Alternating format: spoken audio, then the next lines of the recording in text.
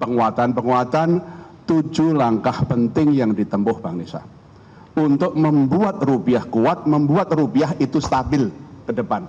7 langkah pentingnya yang tadi kami laporkan apa? 1, kami akan terus melakukan intervensi secara tunai dan domestic non-delivery di dalam negeri dan juga non-delivery forward NDF di pasar luar negeri, di Hong Kong, di Singapura, di London, di New York. Kami terus akan melakukan intervensi untuk menstabilkan rupiah baik di dalam negeri maupun dari luar negeri. Cadangan devisa kami lebih dari cukup untuk melakukan stabilisasi nilai tukar rupiah itu. Yang kedua, tadi Pak Menko sudah menyebutkan, karena sementara ini SBN itu keluar, kemudian saham meskipun dalam minggu-minggu terakhir hasil koordinasi dengan Pak Menteri Keuangan sudah mulai inflow, tapi year to date masih outflow. Sementara saham terjadi outflow, sehingga kami bersepakat untuk sementara ini SRBI dibuat perlu inflow, sehingga inflow-nya SRBI bisa mencukupi outflow-nya SBN dan saham. Itu koordinasi kami dengan Pak Menteri Keuangan sehingga betul-betul menjaga inflow-nya dari portfolio asing itu masih year to date-nya masih terjadi inflow dan itu memperkuat nilai tukar rupiah. Nomor 3, ini juga koordinasi dengan Pak Menteri Keuangan, BI akan terus membeli SBN dari pasar sekunder. Ini koordinasi sudah awal tahun koordinasi dan kita lakukan. Kami sudah membeli SBN dari pasar sekunder, year to date adalah 123,1 triliun rupiah, dan kami akan melakukan koordinasi termasuk nanti Pak Menteri Keuangan bisa melakukan masalah buyback dan segala macam. Koordinasi sangat erat antara fiskal dan moneter. Kemudian yang keempat, kami juga dengan Pak Menteri kan menjaga likuiditas di perbankan dan pasaran lebih dari cukup, yaitu terindikasi dari pertumbuhan uang primer yang selalu double digit. Di terakhir itu pertumbuhan uang primernya adalah 14,1%. Nomor 5, yaitu adalah yang kami sudah keluarkan adalah pembatasan pembelian dolar di pasar domestik tanpa underlying. Yang dulunya 100.000 dolar per orang per bulan, kita turunkan 50.000 dolar per orang per bulan. Itu yang kami langsung koordinasi dengan KSSK untuk penguatan, termasuk di dalam negeri itu adalah pasar yuan, Chinese yuan dengan rupiah sudah berkembang di dalam negeri.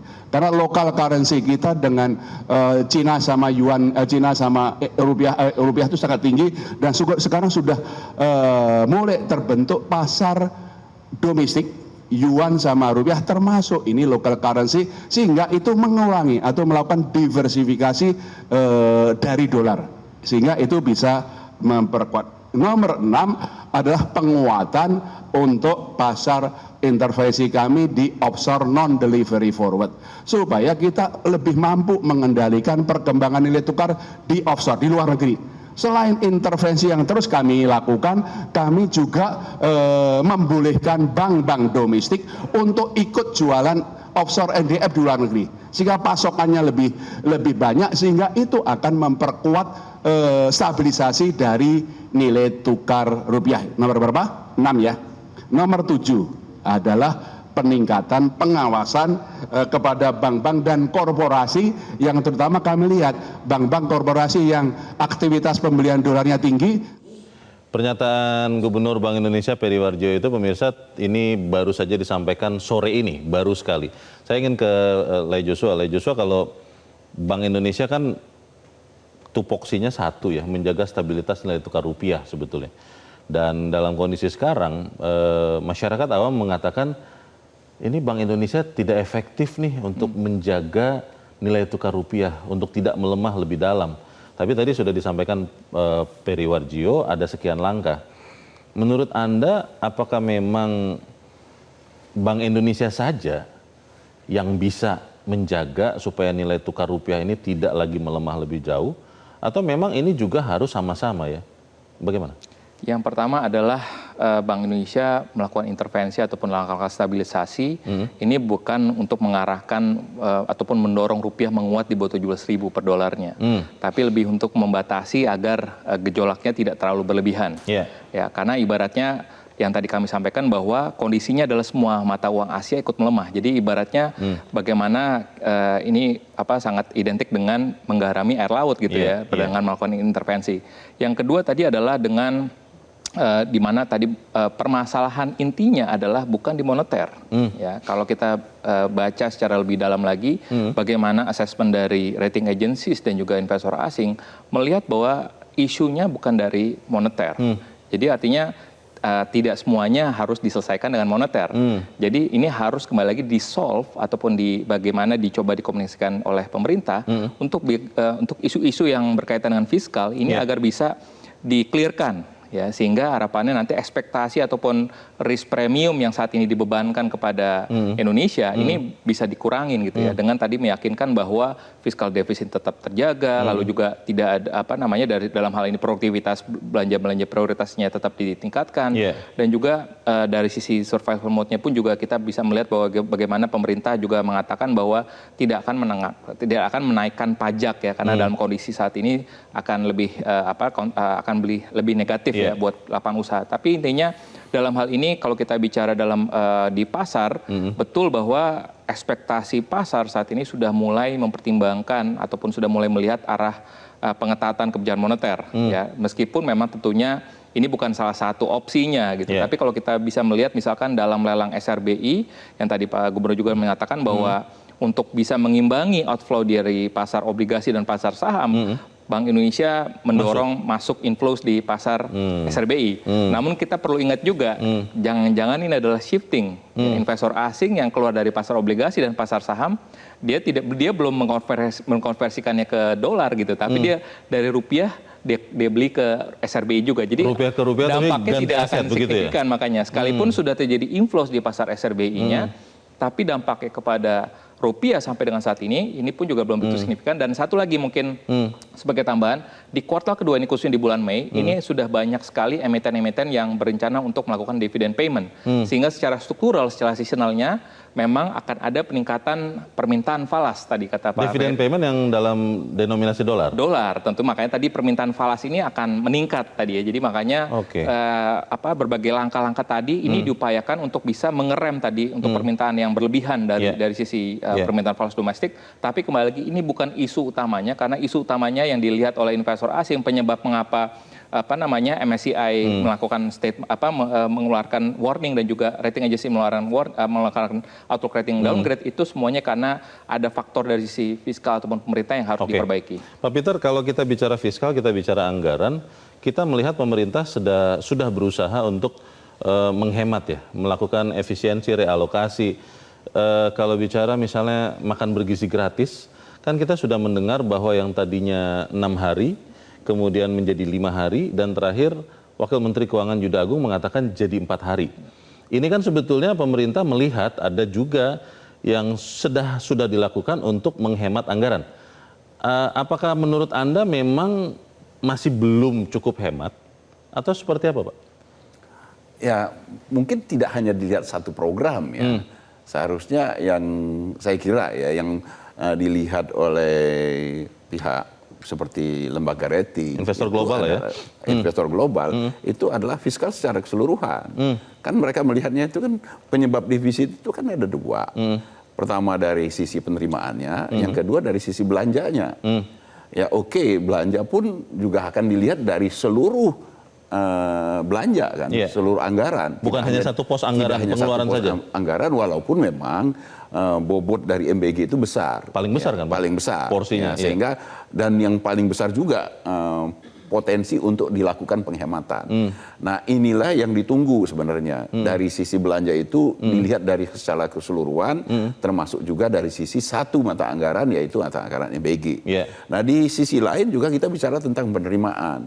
Nah ini penerimaan ini memang sebenarnya kita punya potensi ada kenaikan di sisi penerimaan dengan adanya Cortex ya. Karena Cortex itu dari hitungan kami itu akan bisa memberikan dampak besar di dalam mendorong penerimaan sehingga dia bisa akan menutup gap yang terjadi.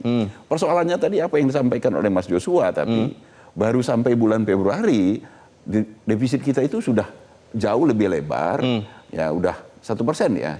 Nah 1% itu kan hanya sedikit sekali untuk dengan batas 3%. Maksimal 3%. Sehingga padahal baru 2 bulan. Jadi gambaran ini kalau tidak ada diikuti dengan langkah-langkah yang sangat signifikan, khawatirnya itu akan benar-benar akan menyebabkan kita melanggar batasan 3%, dan itu adalah cerminan terlanggarnya kedisiplinan fiskal. Oke.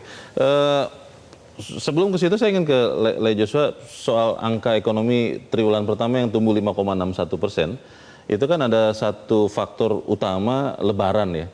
Kalau kita melihat konsumsi pemerintah yang 20% lebih itu sebagian adalah gaji ke-14, kemudian juga MBG. Apakah kemudian dua komponen ini akan sustain, akan berkelanjutan di triwulan kedua, ketiga, dan keempat tahun ini? Atau pemerintah harus lebih kreatif lagi untuk menciptakan pendorong pertumbuhan ini? Ya, yang pertama adalah kalau kita melihat dari sisi konsumsi rumah tangga, betul bahwa sudah tumbuh di atas 5%, tapi kita perlu mengingat lagi bahwa di Ramadan dan Lebaran tahun ini for the first time, ini masuk dalam satu kuartal. Karena kalau kita bicara tahun lalu itu berbeda ya, Ramadan di kuartal 1, Lebaran di kuartal kedua. Sehingga efeknya nanti di kuartal kedua akan fully hilang dampak dari Lebaran tersebut. Dan yang kedua tadi adalah kita bicara terkait dengan sebagian besar belanja ataupun investasi, khususnya PMTB ya, ini juga cukup banyak didrive oleh government expenditure tadi, ya, terutama untuk program prioritas.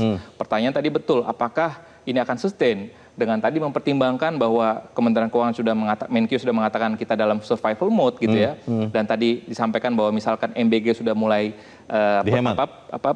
pemberiannya dulu mulai dikurangin, tentu pasti kan akan ada driver dari program prioritas ini pun juga akan dikurangin gitu ya, dan ditambah lagi juga bagaimana dampak ya dari kementerian lembaga ataupun BUMN yang mungkin terdampak juga dari efek kenaikan harga BBM, harga minyak mentah dan juga pelemahan nilai tukar rupiah, sehingga tentu pasti akan ada alokasi lagi untuk pemerintah, dan ditambah lagi kita juga bisa melihat dampak yang mungkin harus kita mitigasi adalah terkait dengan penurunan dari sisi sosial masyarakatnya ya. Kalau kita bicara kelas menengah, 5 tahun ini sudah turun gitu ya. Dan kita bisa bayangkan efek dari situasi global ini akan bisa potensi untuk turun kelas dari yang middle class ini menjadi masyarakat berpenghasilan rendah. Artinya pemerintah pun juga harus perlu ada tambahan lagi untuk alokasi subsidinya gitu ya. Sehingga makanya ini menjadi berat sekali, artinya tambahan belanja-belanja itu banyak sekali. Kementerian lembaga saya pikir juga meminta tambahan kepada Kementerian Keuangan, tapi di saat bersamaan tadi adalah pemerintah pun juga dalam hal Kementerian Keuangan harus menjaga tadi disiplin fiskalnya. Jadi otomatis kami melihat bahwa tadi dan PMTB ataupun investasi pun juga ini karena tadi masih unfortunately-nya masih belum bisa didrive tadi oleh investasi swasta. Apa buktinya? Kalau kita bisa melihat bagaimana pertumbuhan kredit. Ya, pertumbuhan kredit di kuartal 1 sama hari ini juga dirilis juga oleh OJK, ini masih tumbuh flat 1 digit di kisaran 9,5%. Dan ini juga ditambah lagi dengan data bahwa undisbursed loan juga masih relatif tinggi. Artinya fasilitas kredit sudah disepakati antara bank dengan pelaku usaha, tapi tidak digunakan oleh pelaku usaha. Artinya memang permintaan kredit dari sisi permintaan itu sendiri itu lemah, dan juga dari sisi bagaimana kita bisa melihat nanti data capex ya, capex yang biasa di semester kedua itu mulai meningkat, tapi kami melihat dengan kondisi global seperti ini kemungkinan terdapat potensi bahwa capex dari perusahaan pun juga mulai akan menurun gitu ya, karena situasinya moodnya saat ini lagi wait and see gitu ya, karena beberapa industri sudah mulai terpapar terkait dengan dampak dari langkanya nafta, lalu juga dengan harga minyak mentah yang naik, plastik sudah diperkirakan mulai akan naik juga, dan ini akan berdampak pada sebagian besar sektor lainnya juga. Artinya memang ruang fiskal pemerintah sangat terbatas, cukup terbatas gitu ya. Semakin terbatas ditambah lagi dengan tadi bagaimana meyakinkan investor asing dan juga rating agencies bahwa disiplin fiskal kita ini tetap bisa dijaga, itu yang mungkin sulit ya, dan itu mungkin harus ada pembuktian, bukan hanya dengan komunikasi saja. Pak Peter, kan kalau secara sederhana Pak, untuk menjaga defisit anggaran itu kan either menghemat belanjanya atau meningkatkan pendapatan. Tapi kan di saat bersamaan ini tadi Le Joshua sudah mengatakan banyak pihak swasta yang masih menunggu nih karena juga khawatir efek dari krisis di Timur Tengah itu berkepanjangan. Tadi di konferensi pers APBN kita Menteri Keuangan Purbaya mengatakan bahwa kelihatannya ini lama ini karena tidak juga tercapai kesepakatan damai. Pertanyaannya Pak Peter, apakah kemudian di triwulan kedua, ketiga dan keempat pemerintah itu masih bisa mendorong belanjanya karena di triwulan pertama sudah kepepet dengan defisit yang besar ini Pak. Jangan sampai kemudian kan menabrak batas 3% dari PDB. Itu di kondisi yang sempit ini apa Pak yang bisa dilakukan oleh pemerintah Pak Peter? Saya kira sebenarnya ruang untuk kita melakukan yang tanda kutip melakukan prioritasisasi, ya, menetapkan prioritas yang secara ketat. Belanjanya ya? Ya, belanja. Oke. Ya, program mana yang bisa ditunda, mana yang mungkin disesuaikan skalanya. Ya, itu kan bisa dilakukan. Ya. Sehingga nanti dengan batasan yang kita miliki yang disampaikan oleh Mas Joshua tadi, memang ruangnya memang sangat terbatas ya, dan semakin terbatas dengan tuntutan untuk memberikan misalnya keputusan pemerintah untuk menahan harga BBM, yang BBM artinya kan pasti porsi dari anggaran untuk subsidi pasti akan naik, dan ini kalau kita tidak ingin menabrak batasan 3%, berarti kan harus ada anggaran-anggaran yang tanda kutip disesuaikan. Ya, kalaupun tidak dihilangkan, mungkin di jumlah dan volumenya mungkin dikurangi. Pak Peter, pada saat COVID kan kita ingat batasan 3% itu kemudian akhirnya dilebarkan menggunakan Perpu. Karena waktu itu ada kegentingan yang memaksa. Dalam kondisi seperti sekarang, apakah, ini kita bicara kemungkinan ya Pak, possibility. Apakah possible, apakah mungkin pemerintah juga kembali mengajukan Perpu seperti itu untuk melonggarkan defisitnya terhadap PDB? Secara hukum itu sangat mungkin. Sangat mungkin. Tapi ya, kita tidak mengharapkan itu. Ya, dan pemerintah juga sudah menyampaikan komitmennya untuk menjaga disiplin fiskal. Tetap dan 3%. menurut saya pribadi itu adalah keputusan yang tepat. Karena sekali lagi ini kan kita bermain dengan persepsi. Ya. Kalau pemerintah menetapkan untuk memperlebar defisit sekarang ini, ya, itu balik lagi membuktikan bahwasanya pemerintah tidak menjaga kedisiplinan fiskal. Atau bisa dianggap nanti kurang cermat merencanakan, begitu ya? Kalau perencanaan kita bisa mengatakan bahwasanya ada kondisi mendesak yang menyebabkan, karena kan kenaikan harga BBM misalnya kan tidak direncanakan. Betul, dan itu di luar kendali. Iya, di luar kendali Indonesia kan. Gejolak geopolitik kan di luar kendali kita. Sehingga perencanaan kita tahun lalu menjadi tidak pas pada tahun ini. Sehingga kalau kita melakukan penyesuaian sah-sah saja dong. Tapi kan balik lagi, salah satu pertimbangan outlook rating itu adalah terkait dengan disiplin fiskal. Jadi kalau untuk tahun ini kita melebarkan defisit, artinya kan kita mengatakan, menegaskan kepada pihak luar bahwasanya kita meninggalkan defisit fiskal, itu kedisiplinan fiskal. Malah bahaya sekali itu ya? Justru menurut saya bahaya kalau kondisi tahun ini kita tanda kutip kita akomodasi dengan pelebaran defisit. Yang perlu dilakukan adalah melawan persepsi negatif itu dengan cara membuktikan bahwasanya kita bisa tetap disiplin. Gitu. Disiplin itu, Le Joshua kan 5,61 tadi ada faktor Ramadan dan Lebaran. Di triwulan kedua, 3, 4 di tengah ancaman kenaikan harga energi, rupiah yang juga masih tertekan, ada tidak celah untuk pemerintah untuk yang tadi dikatakan Menteri Keuangan ya, survival mode, tapi tetap ada pertumbuhan begitu loh?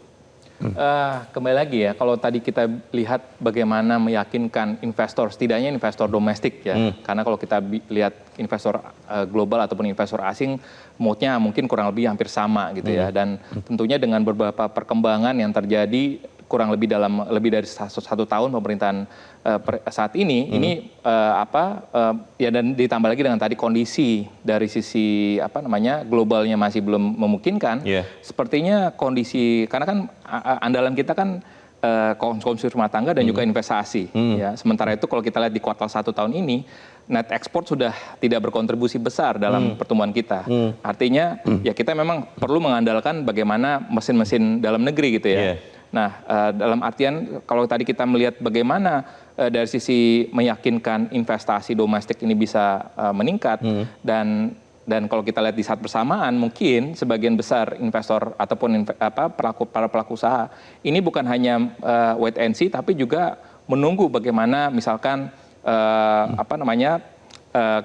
dari sisi realisasi investasi yang bisa didrive oleh Danantara for example ya, karena mungkin itu juga yang diharapkan kita sudah digadang-gadangkan sebelumnya ini belum begitu terlihat gitu sehingga makanya ada kondisi wait and see seperti itu dan yang perlu dipertimbangkan lagi adalah bagaimana tadi pemerintah perlu kembali lagi tadi saya sependapat dengan Pak Peter bahwa pemerintah perlu menyisir ya pos-pos anggaran mana saja yang pertama ya tadi dampaknya efek tetesan ke bawahnya dalam hal ini misalkan penciptaan lapangan kerjanya kecil itu bisa dipangkas ataupun ditunda ya dampaknya misalkan bisa mendorong kepada pelemahan rupiah ini pun juga bisa ditunda ya ataupun yang efeknya misalkan dalam jangka menengah panjang ya dan belum terlihat dalam jangka pendek ini pun juga mungkin bisa dipertimbangkan gitu ya sehingga tadi belanja karena yang kembali lagi kalau kita bicara dalam hal ini teori ekonomi pada saat ekonomi lagi turn down seperti saat ini ya mau nggak mau kita mengandalkan fiskal gitu ya belanja pemerintah tapi bagaimana belanja pemerintah ini pun juga perlu meyakinkan bagi investasi domestik agar investasi pun juga tetap jalan gitu jadi makanya ini yang harus kita lihat secara bersama-sama bahwa saya tetap melihat bahwa resiliensi ekonomi kita masih tetap baik ya. Artinya sekalipun memang kondisi globalnya lagi tidak baik-baik saja, dengan kita bisa menjaga agar daya beli masyarakat konsumsi domestik kita ini terjaga, mestinya kita bisa bertahan dan itu sudah terbukti pada saat krisis keuangan 2008-2009 ya. Krisis-krisis lainnya kecuali mungkin pada saat krisis Covid ya karena kan aktivitas ekonomi tidak ada sama sekali. Tapi itu yang menjadi kunci kekuatan kita meskipun memang tadi ada concernnya dari rating agency dan juga investor global terkait dengan ketahanan fiskal. Baik, kita harus jeda dahulu pemirsa tetap bersama kami Top Ekonomi segera kembali.